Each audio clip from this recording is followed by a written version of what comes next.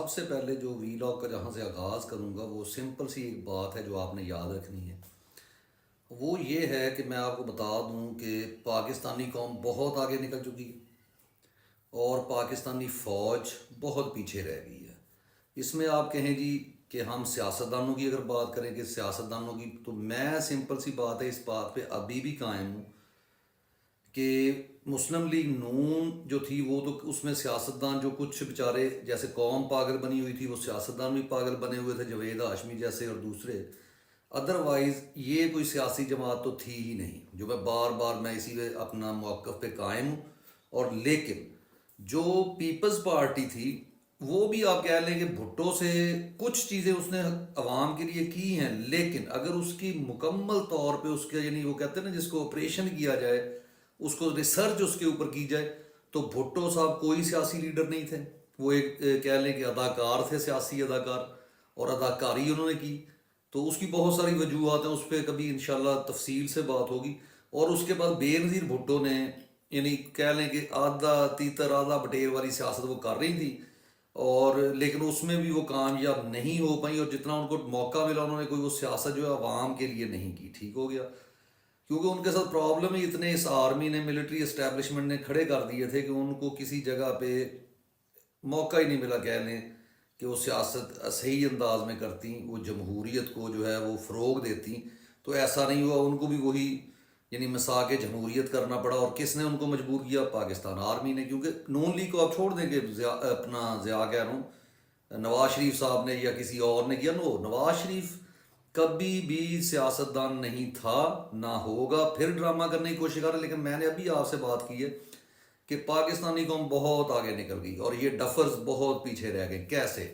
اب میں آپ کو سمپل سی مثال دیتا ہوں کہ اس وقت ان کے ذہن میں ہے کہ انہوں نے جو بہت سختی کر کے جو ہے وہ اپنی حکومت ان کے اوپر عوام کے اوپر تھوپ دی ہے،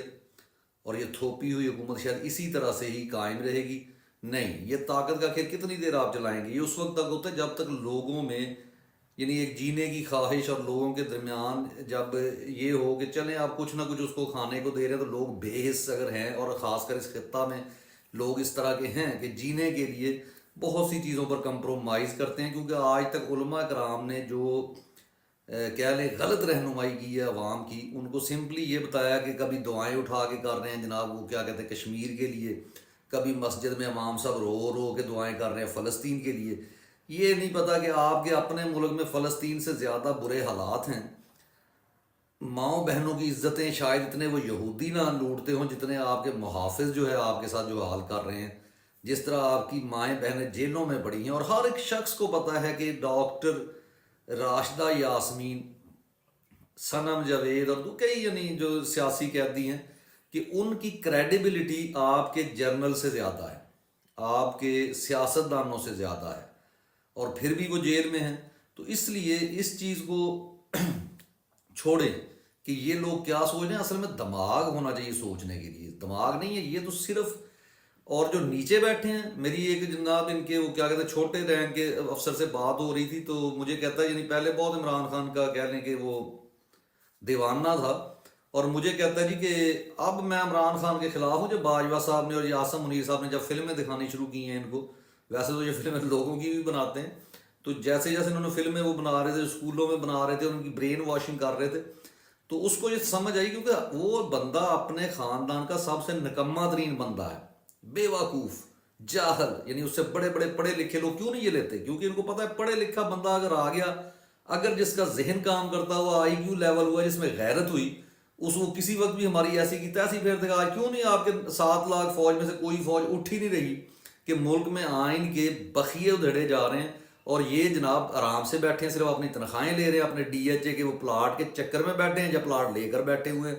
اور ان چکروں میں انہوں نے پوری قوم کو پاگل بنا کے رکھ دیا. تو قوم جو ہے وہ اس چیز پر اب آمادہ ہے کہ یہ جتنی مرضی یہ دھونس زبردستی کے ساتھ حکومت کر لیں، کبھی بھی ووٹ ان کو نہیں ڈالیں گے، کبھی ان کے حق میں نہیں بولیں گے. جو بیرون ملک بیٹھے ہیں لوگ، جو یہاں تک کہتے تھے کہ یہ ہونڈی کے ذریعے پیسے بھیجنا غلط ہے، لیکن اس وقت وہ اس چیز پر آمادہ ہے کہ اس فوج کو اور ان کے جو رکھے ہوئے پپٹس ہیں، یہ پالتو، آگے میں وہ لفظ نہیں لینا چاہتا، وہ پالے ہوئے جو ہیں ان کو اگر ہم نے روٹیاں ڈالنی ہیں اور انہوں نے ہمارا پیسہ اجاڑنا ہے تو بہتر ہے ہم ہنڈی کے ذریعے بھیجیں اپنے گھر والوں کو پیسے. تو اس لیے وہ مکمل ان سے اتنی نفرت ہو چکی ہے لوگوں کو کہ اب لوگ ان کے ساتھ کسی صورت نہیں بیٹھنا چاہتے, کسی صورت ان کے ساتھ نہیں چلنا چاہتے. اور یہ اسی ڈراموں میں لگے ہوئے ہیں, جیسے آئے وہ سڑک صاف کی ہے, وہاں سے ٹریفک جو ہے بحال کر کے جناب بیان دے رہا ہے ISPR کے,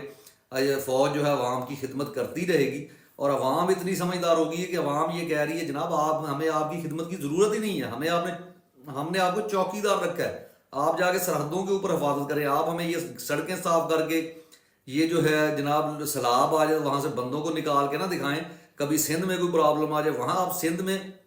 حکومت تو آپ کی ہے سارے 76 سال سے, آپ نے کیا کیا ہے؟ آپ نے یہ صرف لوگوں کو غریب رکھا ہوا ہے کہ ان کی شکلیں بیچاروں کی دکھا کے آپ قرض لیتے تھے, لیکن اب لوگ آپ کے لیے واہ واہ کرتے تھے, لوگ آپ کے ساتھ کھڑے ہوتے تھے, یہ بات تھی. اب جناب عوام آپ کے ساتھ نہیں کھڑی, اور مرنے سے پہلے میرے جیسے اور لوگ اپنے بچوں کو یہ بتا کے جا رہے ہیں کہ دنیا ادھر کی ادھر ہو جائے, اس آرمی کے ساتھ تم لوگوں نے کھڑے نہیں ہونا اس وقت تک جب تک ان کے بہت سے لوگوں کی جو گردنیں نہ اتار دی جائیں اور ان کو ان کی اوقات میں نہ بھیج دیا جائے, اور یہ ہاتھ کھڑے نہ کر دیں, اور بالکل اتنا خوف زدہ, وہ پنجابی میں کہتے ہیں کان جتنا گلیلے نو دیکھ کے ڈردا, جتنی دیر یہ اتنا خوف زدہ نہ ہو جائیں سویلین سے, اس وقت تک ان کے ساتھ نہ اس قوم کے کسی بچے نے کھڑا ہونا ہے نہ کھڑا ہوگا. اور اللہ نہ کرے کہ اگر کوئی حملہ ہو گیا کسی ملک کا, تو میں یقین سے کہتا ہوں کہ جس طرح لوگوں نے 8 فروری کو ان کے ساتھ کیا ہے نا, کہ ان کا پورا بیانیہ جو تھا وہ میں کہتا ہوں کہ دفن کہنا تو میں کچھ اور لفظ چاہتا ہوں, لیکن پھر وہی بات ہے کہ ہم ان جیسے وہ بے غیرت نہیں ہیں, انہوں نے اس کو دفن کر دیا اس بیانیے کو, اور اس کے باوجود یہ آج تک 9 مئی لے کے بھاگے ہوئے ہیں. تو جناب یہ 9 مئی کو عوام نے بتا دیا کہ عوام کے ایک غریب بچے سے زیادہ آپ کے کور کمانڈر ہاؤس کی ویلیو نہیں ہے. عوام کو یہ سمجھ آ گئی ہے کہ ایک فلاحی ریاست میں چیزوں کی, اثاثوں کی, مکانوں کی کوئی قدر نہیں ہوتی, سب سے بڑی قدر انسان کی ہوتی ہے. اور انسان یہاں بھوک سے مر رہے ہیں, انسانوں کے بچے جو ہے وہ اسکول نہیں جا سکتے, ان کو روٹی جو ہے مہنگی کر دی ہے. یعنی یہی چیز عمران خان کے دور میں جو سستی ملتی تھی, آٹا کس لیول پہ تھا اور آج کہاں پہ آپ نے پہنچا دیا ہے. اور ہر چیز ضروریات زندگی کی ہر چیز جو ہے, یعنی ٹماٹر آپ دیکھیں 500 تک پہنچا ہوا ہے, جو 50 روپے میں عمران خان صاحب نے رکھا ہوا تھا. تو بہت ساری چیزیں یہ ہیں کہ ان کو اگر نظر میں لایا جائے تو عوام جو ہے جناب آپ سے اتنی زیادہ عوام ایک ایک چیز پر نظر رکھے ہوئے, عوام یہاں تک کر رہی ہے کہ وہ سعودی جو شہزادہ آئے ہیں ان کے باقاعدہ جو ہے جو ان کا آفس ہے وہاں تک جو ہے پاکستانی عوام لیٹرز بھی لکھ رہی ہے. پاکستانی عوام جو پڑھے لکھے لوگ ہیں وہ حتیٰ کہ بیرون ملک اور جہاں جہاں انہیں ای میلز مل رہے ہیں وہ یہ لکھ رہے ہیں, وہ لوگوں کو بتا رہے ہیں کہ ہمارے ملک میں نہ ہماری حکومت ہے, نہ ہم جن کے ساتھ کھڑے ہوں گے وہ ہے. یہ تو ہم موقع ڈھونڈ رہے ہیں کہ کب ان کو آرٹیکل 6 لگا کر پھانسی دی جائے, کب ایسا, اور یہ ہوگا. یعنی یہ بہت دیر نہیں چلے گا, کیونکہ 1 کروڑ اگر آپ کا اور مزید بندہ جو ہے خط غربت سے نیچے جا رہا ہے. خط غربت کا مطلب کیا ہوتا ہے عام فہم اور عام زبان میں, اس سے مراد یہ ہوتا ہے کہ جب آپ ایک وقت کا کھانا کھائیں اور آپ کو دوسرے وقت کے کھانے کی فکر ہو, اسے کہتے ہیں خط غربت سے نیچے. اور اگر آدھی جو 50% آبادی اگر نیچے چلے گی یہ خط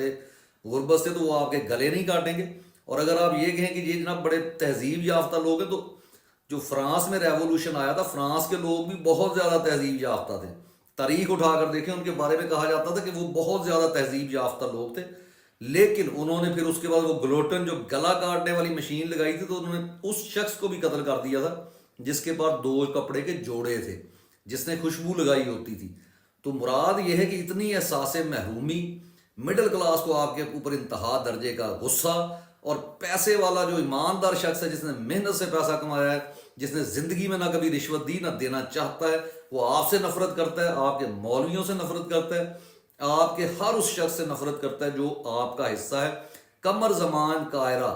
جو اپنے آپ کو بڑا اسکالر سمجھتا ہے, اس کو جتنی لوگ گالیاں یہاں پہ بیرون ملک دیتے ہیں نا, آج اس کا پروگرام لگا ہوا تھا, جتنے ہمارے دوست تھے, تو